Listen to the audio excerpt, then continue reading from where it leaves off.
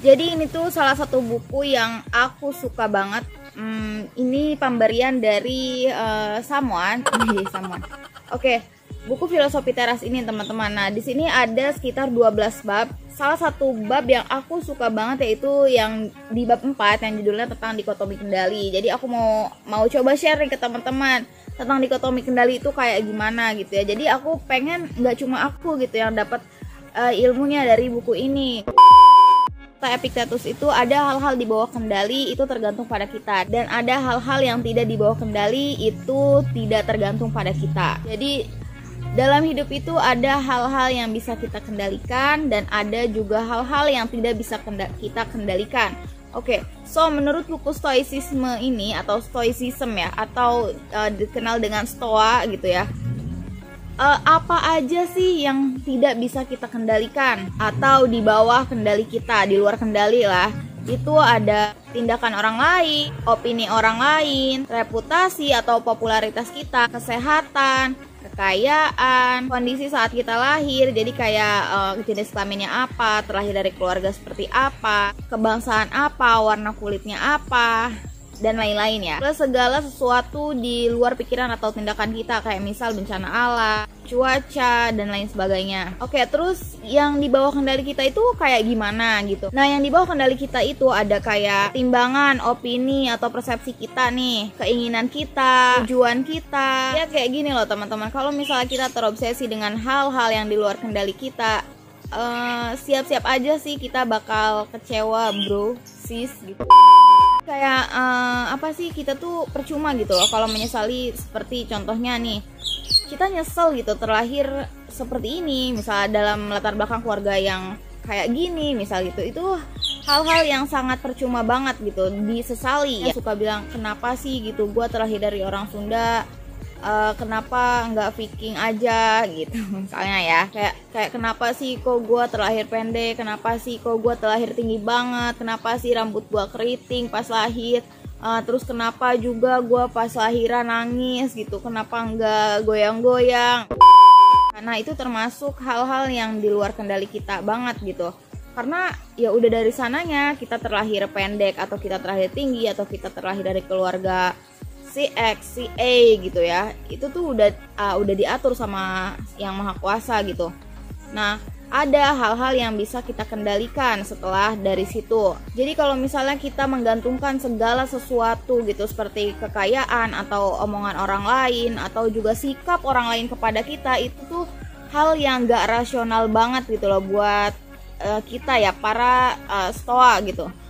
Kayak misal nih, di luar kendali banget, Mino udah bikin video ini terkait orang suka atau enggak gitu ya, tentang apa yang udah Mino sampaikan, itu kan udah di luar kendali banget teman-teman. Tapi yang bisa kita kendalikan adalah kayak bagaimana penyampaiannya Mino, bagaimana cara editing videonya Mino. Ketika orang lain nonton dan ada yang unlike atau yang like atau apapun itu udah di luar kendali kita. Itu contoh yang simpelnya ya. Contoh lagi nih, masalah ketenaran. Emang kita yakin bakal bisa mempertahankan ketenaran kita? Popularitas yang kita bangun bertahun-tahun itu tuh bisa lenyap begitu saja. Misalnya karena salah ngomong salah ngomong lah, atau salah posting di media sosial, komen, terus akhirnya jadi diserbu banyak orang, diserbu netizen gitu. Jadi ketenaran dan reputasi kita itu sangatlah rapuh banget gitu. Nah, ini termasuk juga di luar kendali kita banget. Nah, terus contoh lagi tentang persahabatan. Nah,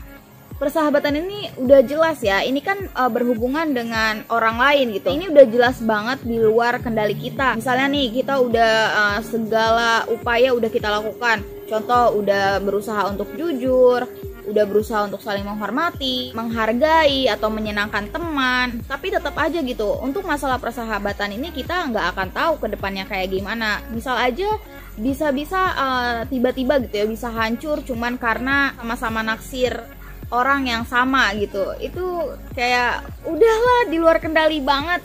Terus juga masalah kesehatan nih, ini sih sebenarnya bagian yang paling membingungkan ya. Padahal kan kita bisa gitu untuk mengatur pola makan kita, nggak merokok, nggak narkoba, kayak misalnya rajin mandi atau rajin bulu ketiak atau rajin potong bulu ketiak 1 minggu sekali gitu, rajin olahraga, terus pokoknya rajin senam, rajin sepedahan, lain-lain lah ya, intinya menjaga agar gimana caranya badan kita tuh tetap sehat. Tapi tiba-tiba malah didiagnosis bahwa seseorang itu mengidap kanker gitu.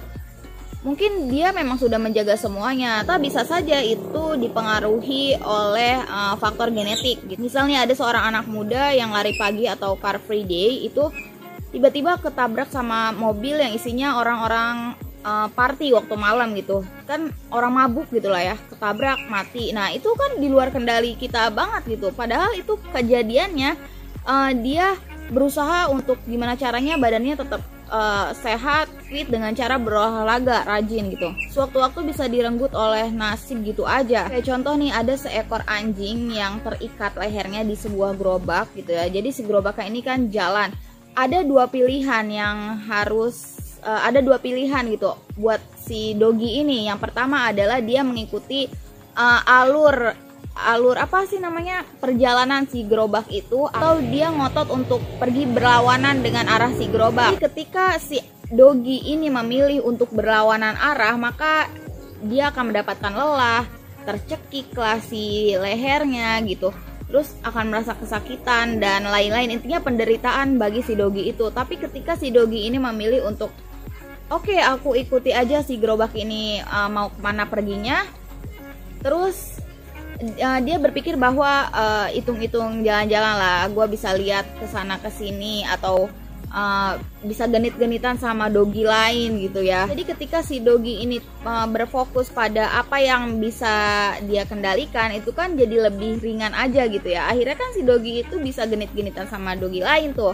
Nah ketika dia fokus dengan apa atau hal-hal yang gak bisa dikendalikan, dengan cara dia berusaha untuk melepaskan iketannya, sedangkan si gerobak itu tetap jalan kencang, itu yang ada malah makin tersiksa kan. Oke, mungkin kalau misalnya kita analogikan dengan cerita dogi itu kayaknya terlalu kejam lah ya. Coba kita bikin contoh yang mungkin di dalam kehidupan sehari-hari. Misal nih kamu mau ketemuan sama orang dari dating apps gitu.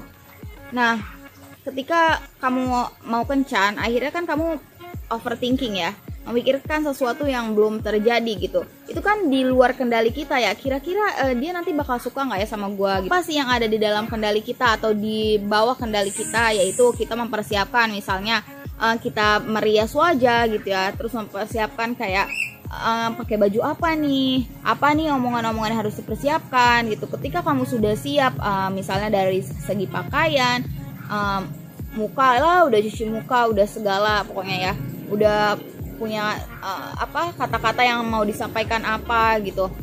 Nah itu masalah akhirnya dia mau suka atau enggak sama kencan kalian di malam itu tuh udah di luar kendali banget gitu loh teman-teman. Jadi ketika kamu memikirkan hal yang di luar kendali, kamu bakal sangat kecewa dan stres banget gitu. Jadi kalau misalnya kita sudah melakukan hal-hal yang terbaik di bawah kendali kita, itu udah selesai tugas kamu sebenarnya. Jadi kayak relax and enjoy aja. Kalau ternyata teman kencan kamu atau si cewek tersebut suka sama kamu, ya syukur gitu. Kalau misalnya nih si cewek ini tidak menyukai kita karena bukan hal-hal yang fatal ya, kayak kita kan nggak ngupil juga misalnya di depan mereka, di depan dia, kita juga nggak kentut di depan dia misalnya, ya nggak ngelakuin hal-hal yang memalukan ketika ngedate gitu.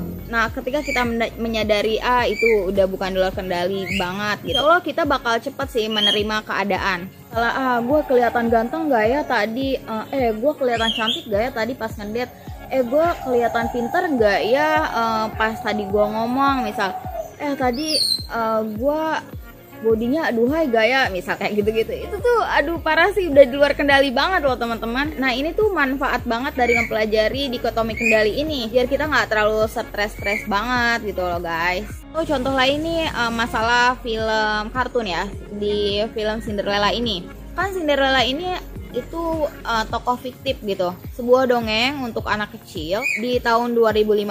Jadi ini tuh filosofi teras banget ya, karena peran Cinderella dengan ibu tirinya ini bisa kita bikin contoh. Cinderella ini waktu kecil itu adalah seorang anak yang bahagia banget di masa kecilnya. dengan orang tua yang sangat kaya raya. Nah, suatu hari ibunya meninggal kan, ibu Cinderella itu. Ibunya meninggal, ayahnya pun meninggal. Jadi ternyata si Cinderella ini akhirnya tinggal sama ibu tirinya gitu.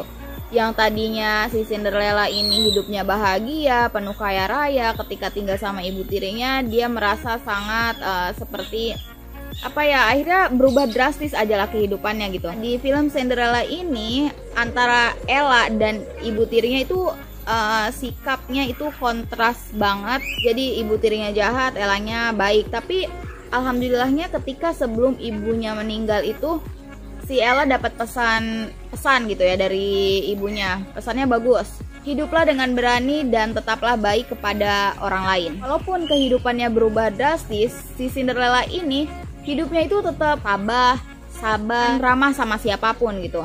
Bahkan sama bahkan sama tikusnya aja dia bersikap baik.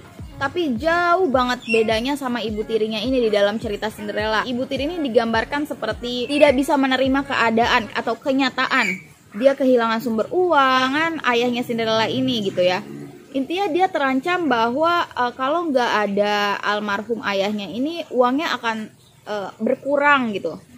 Nah, Cinderella ini bagusnya dia menunjukkan nilai-nilai stoa dengan cara tidak terobsesi pada hal-hal yang di luar kendalinya.